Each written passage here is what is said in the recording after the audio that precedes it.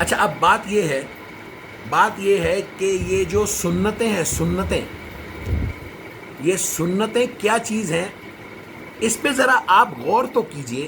میری دیکھنے والوں سے گزارش ہے کہ یہ جو سنت بولتے ہیں، نبی کی سنت، یہ جو بار بار باتیں کرتے ہیں اور پھر نبی کی سنت بول بول کے آپ کو حدیثوں کی طرف لاتے ہیں کہ یہ نبی کے قول ہیں.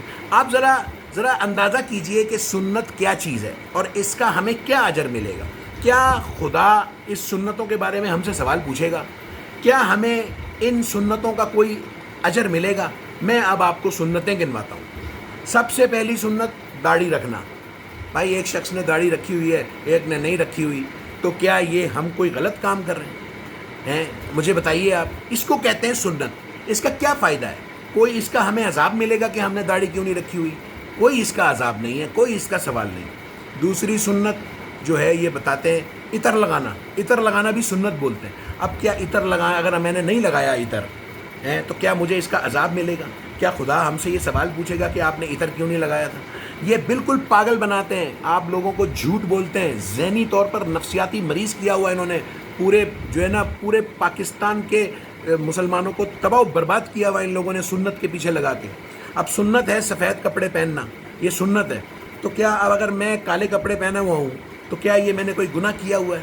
یا کہیں مجھے اللہ تعالیٰ اس کی سزا دے گا کہ آپ نے سفید کپڑے کیوں نہیں پہنے ہوئے سنت کے مطابق؟ اب یہ ٹخنوں سے اونچی شلوار رکھنا، یہ سنت بولتے ہیں. یہ لوگ بولتے ہیں، جھوٹ جو بنائی ہوئی ہے انہوں نے اپنی طرف سے. تو اب اگر میری ٹخنوں سے نیچے شلوار ہے تو کیا یہ کوئی میں نے گناہ کیا ہوا ہے؟ کیا اللہ مجھے اس بات پہ سوال پوچھے گا؟ بالکل بھی نہیں.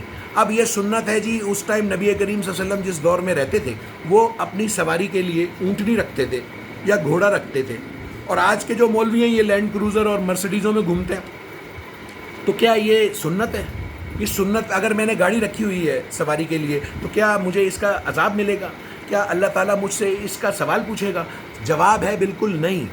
تو یہ سنتوں کے پیچھے لگایا ہوا ہے، پوری قوم کو سنت لگایا ہوا ہے. سنت اگر آپ نے نہیں مانی تو آپ ایسا لگتا ہے جیسے آپ نے بہت بڑا کوئی کبیرہ گناہ کر دیا ہے اور آپ کو اللہ جہنم میں ڈال دے. یہ بالکل پاگل بنایا ہوا ہے. ذہنی طور پر انہوں نے، نفسیاتی طور پر ان کو جو ہے نا بالکل پاگل کیا ہوا ہے لوگوں کو. آپ بالکل تسلی رکھو. یا تو مجھے بتاؤ، میری دیکھنے والوں سے گزارش ہے کہ یا تو مجھے بتاؤ کہ کون سی سنت ایسی ہے کہ جو میں عمل نہ کروں تو مجھے اس کا سزا ملے گی، مجھے اللہ تعالیٰ اس کا سوال پوچھے گا. مجھے بتاؤ. یا تو دیکھنے والوں سے گزارش ہے کہ کوئی تو بتاؤ کہ یہ والی سنت ایسی ہے کہ اگر آپ نے نہیں کی تو آپ کو اللہ پوچھے گا اور آپ کو اس کا عذاب ملے گا. کوئی سنت ایسی نہیں ہے. انسان بالکل آزاد ہے.